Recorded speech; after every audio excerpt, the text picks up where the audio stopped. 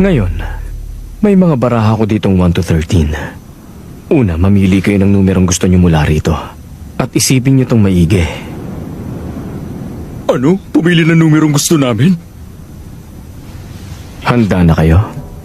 Kunin na napili yung number, tapos add 4. At ang magiging resulta, i-multiply nyo naman by 2. Pagkatapos, subtract 6. At saka i-divide by 2. At panghuling step, i-subtract ninyo ang number na napili ninyo. Ano nang resulta? Uy, ano daw subtract 6? Ewan, hindi ko na alam! Kahit hindi nyo sabihin sa akin, alam ko kung ano naging sagot ninyo.